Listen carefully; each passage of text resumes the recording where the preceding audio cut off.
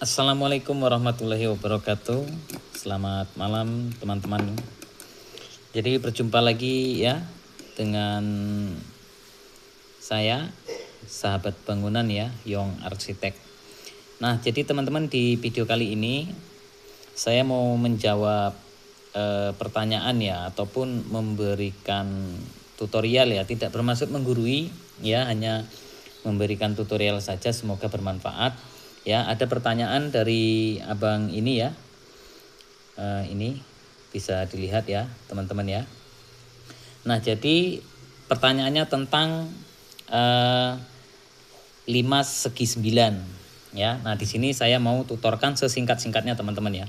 Jadi yang kita butuhkan adalah penggaris ya, pulpen, dan jangan lupa juga jangka teman-teman ya.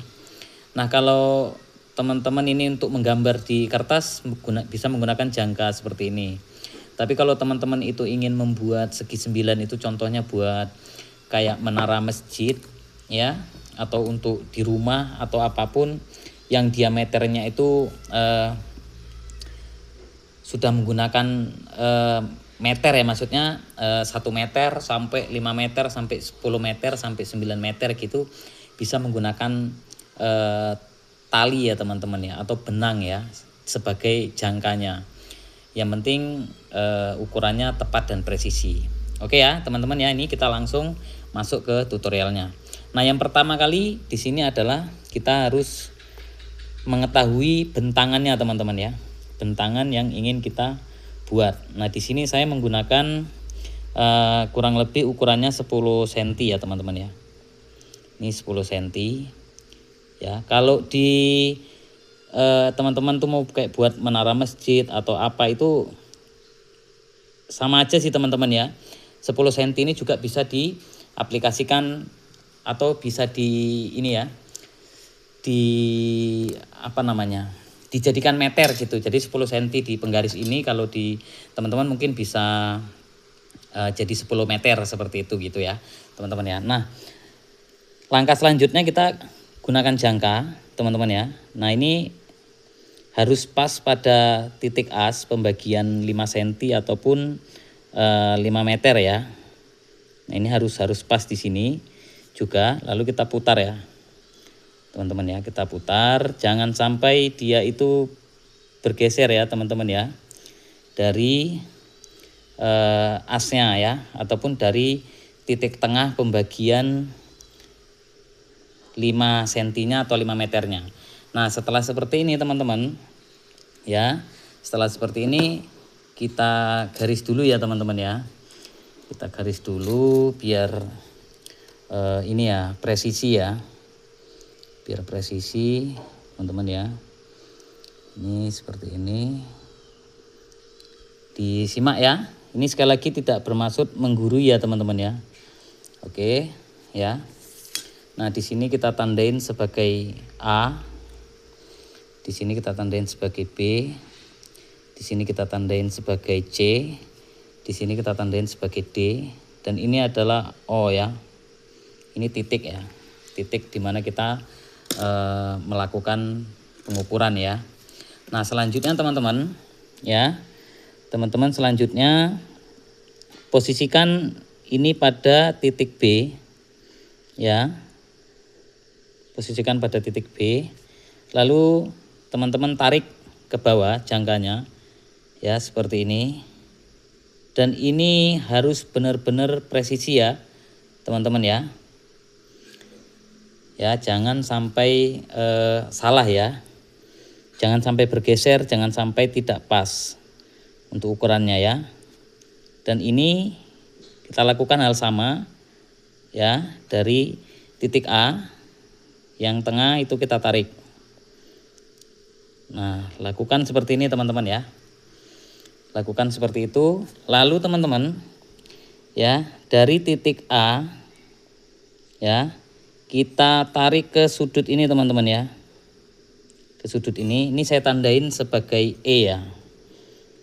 E, ini kita tandain sebagai F. F ya. Nah, ini tarik ke sini teman-teman ya. Ya. harus tepat ya teman-teman ya. Di sudut E ya. Harus tepat ya. Nah, ini kita tarik ke sana teman-teman. Ya, kita tarik ke sana. Terus kita ambil lagi dari titik B dengan ukuran yang sama teman-teman ya. Ya, ini sangat krusial ya teman-teman ya. Kalau sempat bergeser, ini hasilnya nanti nggak akan maksimal ya. Oke, ini kita tarik ke sini teman-teman. Ya, ya, ini kita garis dulu. Ini di sini saya tandain sebagai sumbu X ya. Ini sebagai sumbu X ya teman-teman ya. Di sini saya tandain sebagai sumbu X. Oke, teman-teman ya. Jika sudah seperti ini, teman-teman, maka dari titik sumbu X ini, ya dari titik sumbu X ini, ujung dari sumbu X ini ke sini akan pas teman-teman ya, ke titik B, ya, ke sudut B atau titik B. Ini akan tepat. Lalu ini kita tarik, ya, sampai ke sudut A, ya. Nah, untuk menentukan ya, untuk menentukan teman-teman ya, menentukan pembagian dari segi 9-nya itu kita menggunakan ini teman-teman ya. Jadi ini saya tandain sebagai G ya. Di sini saya tandain sebagai G. Ya. Nah, jadi dari sudut C ya, itu kita posisikan jangkanya ke sudut G. Ya, ke sudut G. Seperti ini. Ya. Seperti ini ya teman-teman ya. Bisa dipahami ya. Tuh, dan ini jangan sampai bergerak. Jangan sampai jangkanya ini bergeser ya. Pedomannya ini teman-teman. Lalu kita gariskan di sini. Ya. Lalu dari sini teman-teman, ya dari sini, dari titik ini kita tarik lagi, ya di sini. Lalu dari sini kita tarik lagi ke sini. Lalu dari sini kita tarik lagi ke sini, ya. Ini nggak boleh berubah ya teman-teman ya. Ukuran jangkanya ini nggak boleh berubah ya. Teman-teman ya, harus benar-benar pas ya. Karena kalau berubah nanti ukurannya juga pasti berubah teman-teman. Ya, ini kita tarik ke sini. Terus yang ini, teman-teman, kita tarik di sini juga. Ya, lalu yang ini, teman-teman, ya, kita tarik ke sini. Nah, ini harus pas teman-teman ya. Nah, itu pas ya.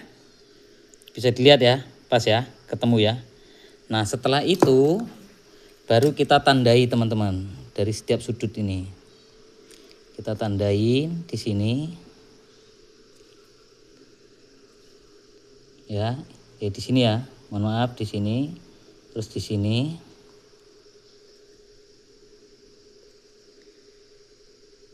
Nah, teman-teman tinggal melakukan penggarisan. Ya, jadi teman-teman garis dari sudut ke sudut. Ini digaris seperti ini. Terus dari sini ke sini teman-teman.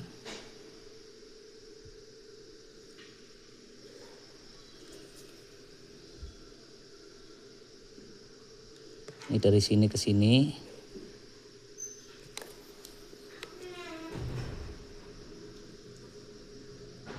Yang ini ke sini. Terus teman-teman ya, sampai ke awal kita penggarisan ya. Ini jangan di skip ya teman-teman ya videonya, agar tidak gagal paham ya. Dan jangan lupa buat teman-teman ya, dibantu like ya, subscribe ya, karena subscribe itu gratis. Dibantu share ya. Kalau ada kritik dan saran silahkan di kolom komentar ya teman-teman ya. Nah, yang untuk teman-teman yang butuh konsultasi, nanti di deskripsi saya sertakan nomor WhatsApp ya. Kalau saya nggak sibuk, langsung saya jawab pertanyaannya teman-teman ya. Oke, nah ini teman-teman bisa lihat ya.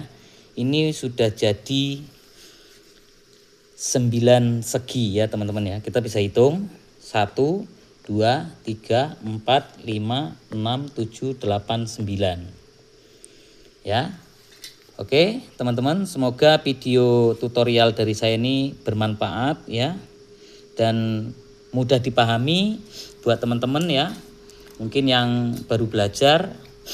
Karena segi 9 ini menurut saya itu adalah cukup rumit teman-teman ya.